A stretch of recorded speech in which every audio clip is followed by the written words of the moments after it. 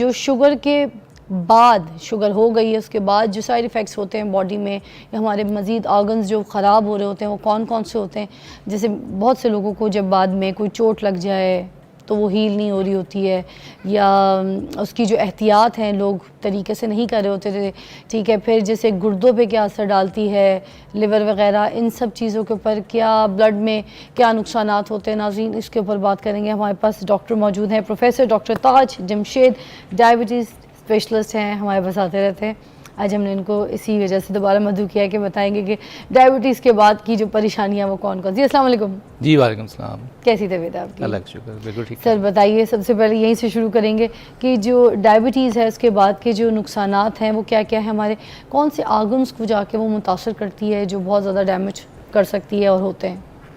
देखें, सबसे पहली बात जो सोचने वाली है और देखने वाली है वो ये है कि डायबिटीज़ एक बीमारी, सिंगल बीमारी नहीं है। ये एक ऐसी बीमारी है कि जो हमारे जिस्म के किसी भी हिस्से को मुतासर कर सकती है। और अमूमन ये देखा गया है कि शुरू में जब शुगर के मरीज़ अक्सर जो आते हैं उनकी अलामात नहीं होती और उनके अंदर शुगर चल तो रही होती है। और बेसिकली प्रॉब्लम ये होती है कि जब ये शुगर ज़्यादा रहती है तो हमारी जो खून की बारीक नालियाँ हैं जो कि मुख्तलिफ़ जिस्म के अहम हिस्सों तक जाती हैं, उनका डैमेज होने का ख़तरा होता है।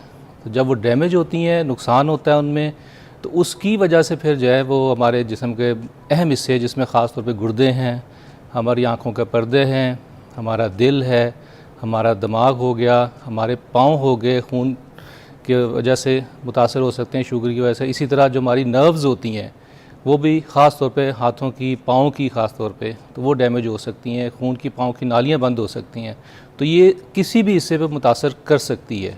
तो इसको हम ये कह सकते हैं कि ये शुगर जो है एक बीमारी नहीं है, बल्कि ये बीमारियों का मजमूआ है कि जिसमें हमारे जिस्म के मुख्तलिफ़ अज़ा मुख्तलिफ़ पेचीदगियों में चले जाते हैं। तो सर आपके कहने का तो मतलब ये कि अगर किसी को शुगर हो गई है तो उसके बाद बस वो ये तैयारी पकड़ ले, बोरिया बिस्तर बांध ले कि अब उसके एक एक करके आर्गन्स जो हैं वो चीज़ें ख़राब होना शुरू हो जाएंगी, चाहे उसकी आंखें हों, चाहे उसकी वेन्स हों, चाहे उसके घुटने हों, चाहे उसकी हड्डियाँ हों, चाहे उसका गुर्दा हो, चाहे उसका पित्ता हो, एवरीथिंग। सर नहीं, इसमें देखें सबसे अहम बात तो ये है कि इसमें मायूसी नहीं होनी चाहिए। बट बात तो है, हकीकत तो यही है ना। सबसे अच्छी जो चीज़ है जो करनी चाहिए किसी भी शुगर के मरीज़ को वो ये है कि अपने शुगर को कंट्रोल रखे। ये सबसे अहम है।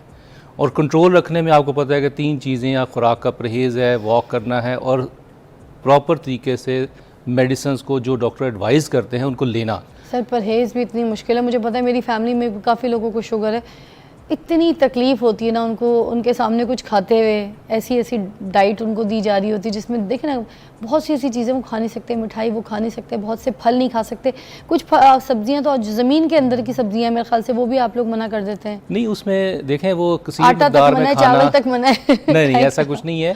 उसमें देखें कि आटा, जो वाइट आटा स्पेशली हम बंद करते हैं जिसमें कि ब्राउन शामिल होता है, उसका छान शामिल होता है आटे के अंदर, वो उसकी रोटी खा सकते हैं। अच्छा। ये नहीं है कि हमने मरीज़ को ये कहना है कि वो कुछ नहीं खा सकता, बल्कि ये बेसिकली हम इसको कहते हैं कि एक मुतवाज़न खुराक होती है, इत्तेदाल के साथ सर आम घर की जो डाइट है वो तो चेंज हो जाती है, वो लाइफस्टाइल तो सब चेंज होती है, लेकिन मेरा ख्याल आजकल के दौर में जो एक मुतवाज़न खुराक है वो सबको ही लेनी चाहिए। जिस तरह का ये शुगर का मर्ज़ बढ़ा है और जिस तरह ये क्योंकि इसका ताल्लुक वज़न बढ़ने से है और हमारी फ़िज़िकल एक्टिविटी ना होने की वजह से है, कम होने की वजह से है। अच्छा। तो मेरा तो ये ख्याल है कि मुझे मुतवाज़न खुराक जो है वो सबको लेनी चाहिए इसमें, ताकि ये इस शुगर के मर्ज़ की तरफ जाए ही ना।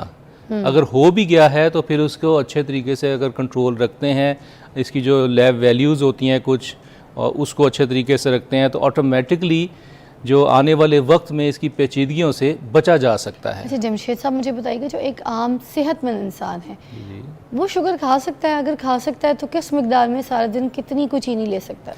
देखें, उसमें सबसे जो अहम बात है कि वो तमाम चीज़ें जो हमारे शुगर को, ब्लड के अंदर शुगर को तेज़ी से बढ़ाती हैं, उनको मना किया जाता है। और उसमें वो चीज़ें हैं जो रिफाइंड शुगर से बनी होती हैं।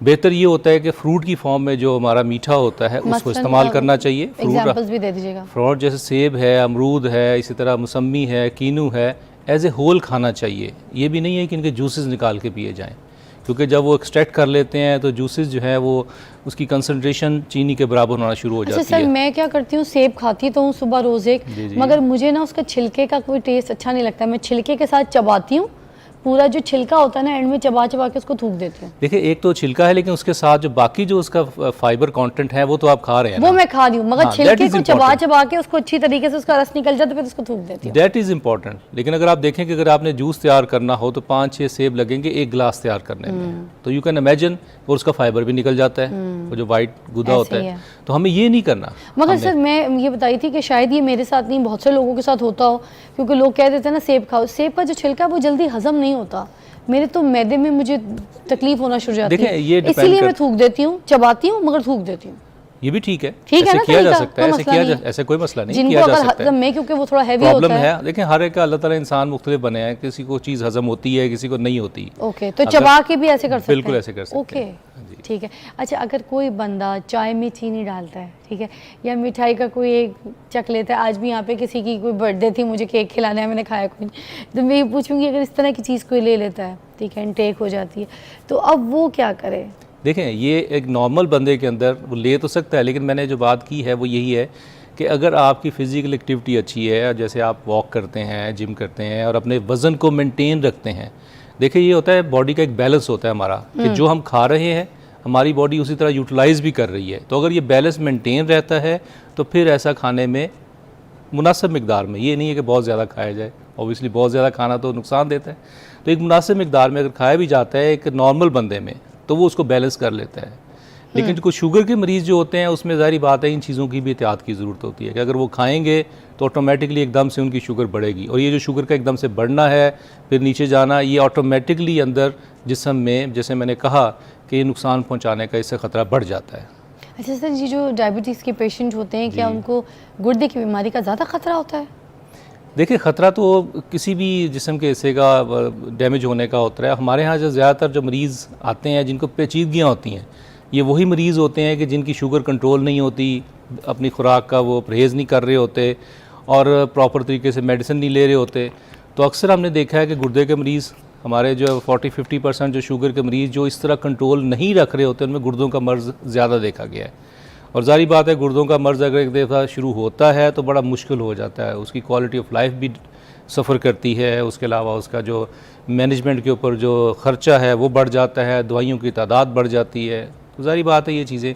और इसी तरह ज़्यादातर जो लोग हमारे पास आते हैं वो ज़्यादातर जब पाँव को सुन्न होना, जलना और ज़ख़म हो जाना, ये भी ऐसे मरीज़ होते हैं जो बेचारे जिनके पाँव ख़राब होते हैं, और ये जब शुगर के मरीज़ों में पाँव ख़राब होते हैं तो उनका फिर आगे जो बेहतर होना है वो भी ज़्यादा टाइम लेता है। एग्जाम्पल किस तरह के कोई सिम्टम्स बताइए, किस टाइप के पाँव ख़राब होना? देखें जो अलामात उमूमन आती हैं मरीज़ या हमें आगे कहता है शुगर का मरीज़, या कई दफ़ा ऐसे भी होता है कि उनको फर्स्ट अलामत ही यही हो रही होती है कि पाँव मेरा सोता है, सो जाते हैं, मुझे कोई चीज़ लगी हो, जी कोई चीज़ लगती है, कोई चुभती हो, पता ही नहीं चलता। या ये होता है कि रात को ख़ास तौर पे, दिन में भी लेकिन रात को ख़ास तौर पे पाँव जलते हैं, ऐसे जैसे आग लगी हुई है। वो कहते हैं जी मैं ऊपर चादर या कंबल नहीं ले सकता पाँव के ऊपर, इतना मुझे फीलिंग आती है। ये एक फीलिंग होती है जगह पे? जी तलवे की जगह पे, यानी एक फीलिंग होती है, क्योंकि जब ये शो कर रही होती है कि शुगर की वजह से नर्व्स जो हैं वो डैमेज हो रही हैं, तो ये भी एक बड़ी पेचीदगी होती है। और इसमें भी अगर किसी का पाँव रात को जला तो वो नींद पूरी नहीं कर सकता, ज़ाहिर बात है उसको पेन भी साथ होती है, दर्द होती है। तो इस तरह क्या होता है कि वो मामला जो है ना वो आगे की तरफ बिगड़ते हैं। फिर एक ब्रेक लेंगे, उसके बाद दोबारा ज्वाइन करेंगे आपको। हम बात करें कि जब डायबिटीज़ हो जाती है उसके बाद कौन सी ऐसी पेचीदगियाँ जो हैं जो फेस करनी पड़ती हैं और किस तरीके से हम इसको रोक सकते हैं कि हमारी जो मज़ीद आर्गन्स हैं वो ख़राब ना हो। हमारे पास डॉक्टर जमशेद मौजूद हैं, डायबिटीज़ स्पेशलिस्ट, और उनसे बात करेंगे, उनसे जानेंगे। Take a break.